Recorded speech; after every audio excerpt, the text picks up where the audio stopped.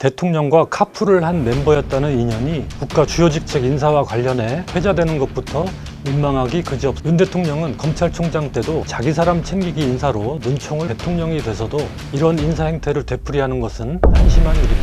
윤 대통령의 측근 검사 출신들이 핵심 권력기관에 집중 배치되는 현상이 마치 전리품을 두고 잔치라도 벌이는 듯한 검찰의 요직 싹쓸이 행태를 보며 정권과 이해관계로 얽힌 소수의 이권 카르텔은 권력을 사유화하고 지금 이 말을 들으면 떠오르는 건 검찰 출신 대통령 측근들이 요직을 꿰차고 있는 현실입니다.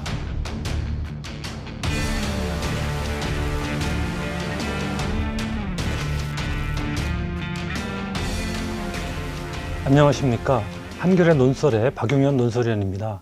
윤석열 대통령의 검사 편중 인사가 점입 가경입니다. 끝이 보이지 않습니다. 급기야 지난 7일 검찰 내 윤석열 사단의 막내로 통하는 이복현 전 부장검사를 금융감독원장에 임명하자 그동안 이 문제를 애써 외면하던 언론들까지 일제히 비판에 나섰습니다. 그런데도 윤석열 대통령은 8일 과거에 민변 출신들이 아주 도배를 하지 않았습니까? 전 정권 끌어들이기로 사태를 호도하려 했습니다. 윤 대통령 발언의 문제점은 뒤에서 자세히 짚어보겠습니다.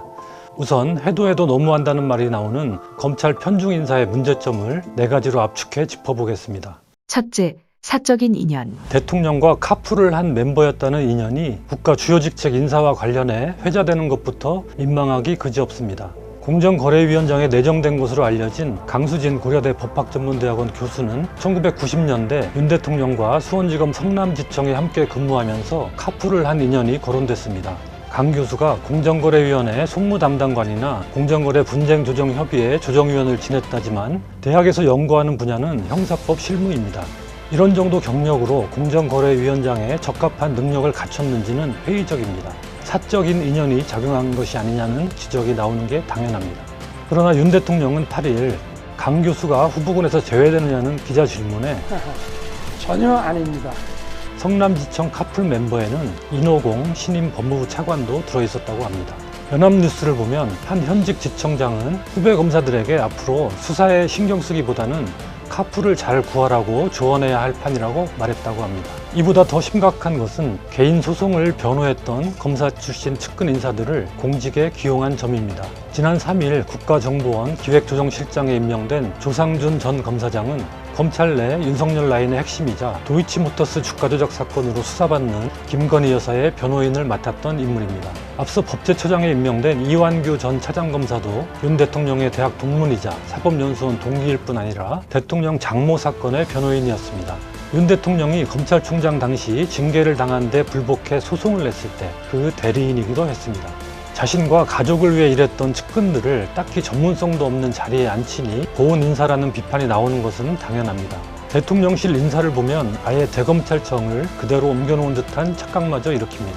검찰총장 때 윤 대통령을 옆에서 보좌한 이들이 총무비서관, 부속실장은 물론 인사기획관, 인사비서관 등 핵심 인사라인까지 장악했습니다. 우리 인사 원칙은 적재적소에 유능한 인물을 쓰는 원칙입니다. 유능한 인물이 유독 검찰에만 있는 것인지, 또 검찰 안에서도 윤 대통령과 사적인 인연이 있는 사람들만 유능한 것인지 묻지 않을 수 없습니다. 카풀이나 개인 변호인은 극단적으로 사적 인연이 도드라지는 경우일 뿐 윤 대통령이 발탁한 검찰 출신 인사 대부분이 이런저런 인연과 친분 관계로 얽힌 사람들입니다. 윤 대통령은 검찰총장 때도 자기 사람 챙기기 인사로 눈총을 받았습니다. 2019년 검찰총장 취임 직후 인사에서 특수부 출신 최측근들로 핵심 보직을 채우자 검사 70여 명이 줄사표를 내는 일도 벌어졌습니다. 이제 검찰이라는 우물을 벗어나 광활한 국정을 책임지는 대통령이 돼서도 이런 인사 행태를 되풀이하는 것은 한심한 일입니다. 둘째, 좁은 인재풀, 국정의 전문성, 다양성 훼손. 대통령과 검찰총장은 위상, 역할, 책임 등에서 비할 바가 못됩니다. 정치, 외교, 국방, 경제, 사회, 문화 등 수많은 영역에 걸쳐 작동되는 국가 기능 중에서 검찰은 작은 톱니바퀴 하나에 불과합니다. 그것도 나라의 미래를 개척하는 창조형 기능이 아니라 범죄가 불거지면 처리하는 과거형 기능입니다. 그런 점에서 평생 검사만 해온 단순한 경력은 윤 대통령의 약점입니다. 그렇다면 자신이 모르는 분야에서는 널리 인재를 구해 쓰는 노력을 해야 합니다. 하지만 윤 대통령은 자신이 몸담았던 검찰이라는 협소한 틀에 여전히 갇혀있는 듯합니다. 공정거래위원장, 금융감독원장 등 경제금융 핵심 기관장 인선이 단적인 예입니다. 금융감독원의 주된 역할은 실물경제 전반에 혈액을 공급하는 금융 시스템이 안정적으로 작동하도록 사전에 기준과 방향을 제시하고 지도 안내하는 일입니다. 불법 부정행위를 적발하는 것은 그에 부수되는 사후적 조처입니다. 그동안 금감원장에 경제학자나 경제관료 등 경제와 금융의 고도의 전문성을 갖춘 인물들을 주로 임명한 이유입니다.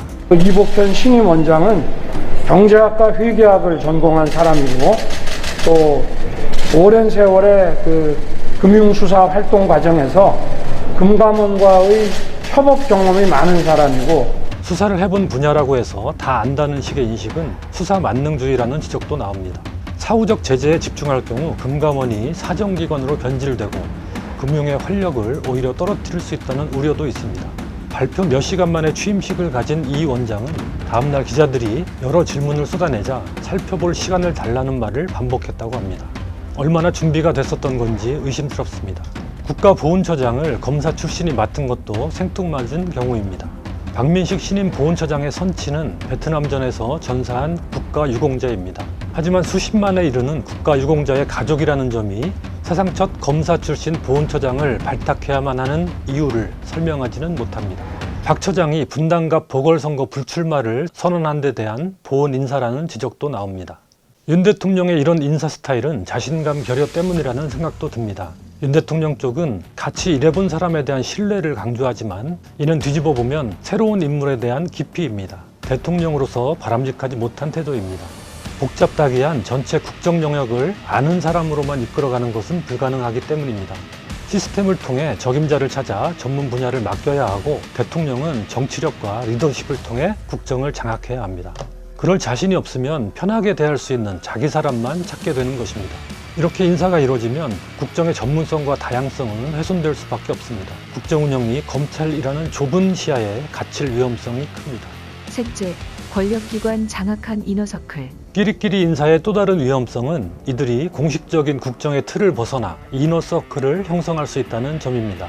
윤 대통령의 측근 검사 출신들이 핵심 권력기관에 집중 배치되는 현상이 이런 우려를 키웁니다.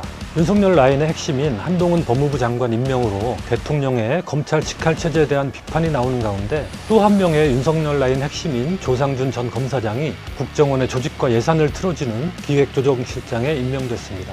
수사기관과 정보기관을 측근들이 컨트롤하는 모양새가 갖춰진 것입니다. 여기에 금융 분야에 대한 특별사법경찰 권한을 가진 금융감독원까지 윤석열 라인 검사가 지휘하게 됐습니다. 권력작용의 핵심인 인사 분야도 측근들이 완전히 손에 쥔 상태입니다. 인사 추천을 담당하는 대통령실 인사기획관과 인사비서관, 검증을 담당하는 법무부 인사정보관리단, 최종 검증 단계인 대통령실 공직기강 비서관 등이 모두 검찰 라인입니다. 눈에 띄는 또 한 자리는 국무총리 비서실장입니다. 이 자리에 검사 출신인 박성근 전 차장검사가 임명됐는데 전례도 없을 뿐더러 매우 어색한 인사입니다. 총리 보좌가 아니라 견제를 위한 비서실장 인선이 아니냐는 지적이 나오는 것도 무리가 아닙니다. 이렇게 총리실, 국정원, 법무부, 금감원 등 핵심 기관들을 특정 조직에서 끈끈한 인연으로 맺어졌던 집단이 동시에 장악한 전례는 찾아보기 힘듭니다. 오죽하면 정치권에서 군사정권 시절 군 출신 1세기던 인사를 떠올리게 한다는 평가까지 나오겠습니까? 권력 핵심부에 포진한 이들이 정부 안의 비선지휘부로 움직이지 않겠느냐는 의구심을 불러일으킬 만한 구도입니다. 권력기관 상호 간의 견제와 균형이라는 헌법 원리가 구현되기는커녕 서로 손발을 맞춰 권력 오남용으로 흐르지 않으리라는 보장이 없습니다. 국정 장악력을 높이기 위해 이들 권력기관을 활용하고 싶은 유혹도 상존할 것입니다.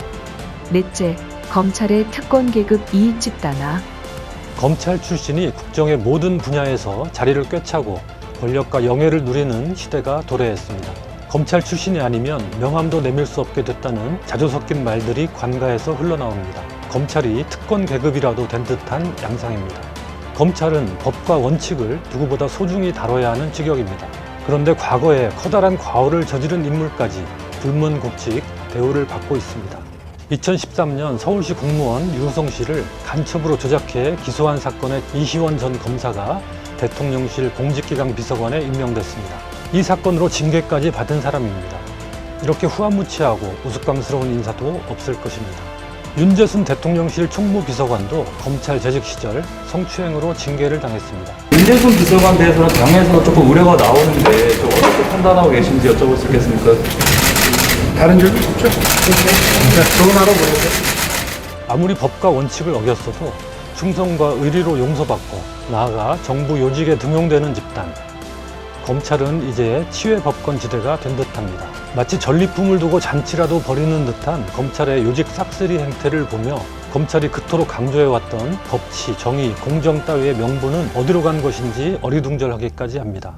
윤석열 대통령은 살아있는 권력을 수사한다는 명분 아래 문재인 정부를 겨냥한 수많은 수사를 벌였고 이를 정치적 기반으로 삼아 대통령 자리에 올랐습니다. 그런데 집권하자마자 자리 나눠먹기에 여념이 없는 것을 보니 검찰의 살아있는 권력 수사가 그 권력을 빼앗아 자신들이 누리기 위한 목적이었나 하는 의문이 듭니다.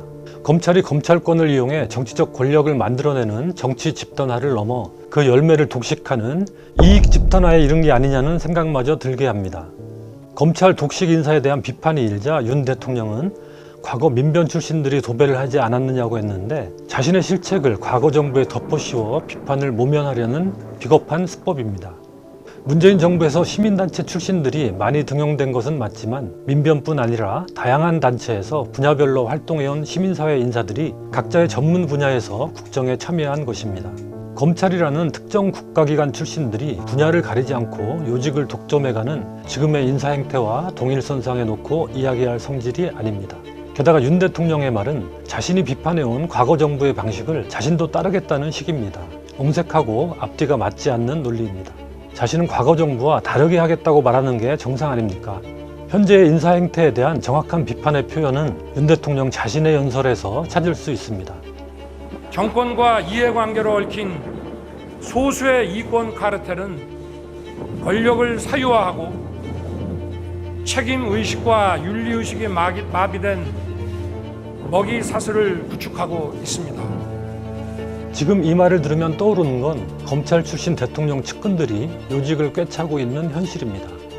윤 대통령이 추구하는 국가 비전이 검사들의 나라, 검찰 카르텔인지 많은 국민들이 묻고 있습니다.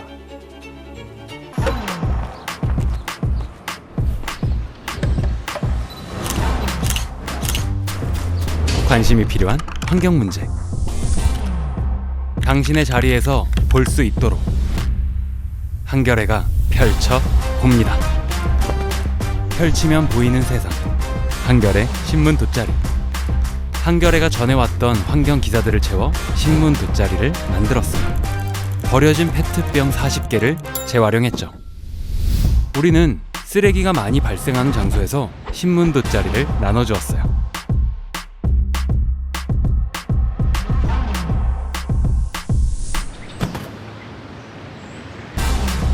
돗자리 위에서 환경에 대해 한 번 더 생각할 수 있게 만들었죠.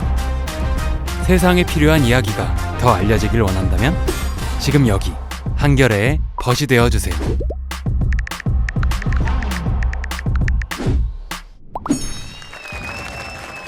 불편해도 알아야 할 진실. 그것을 알리는 것이 언론의 역할이기에 한겨레는 계속해서 진실을 펼치겠습니다.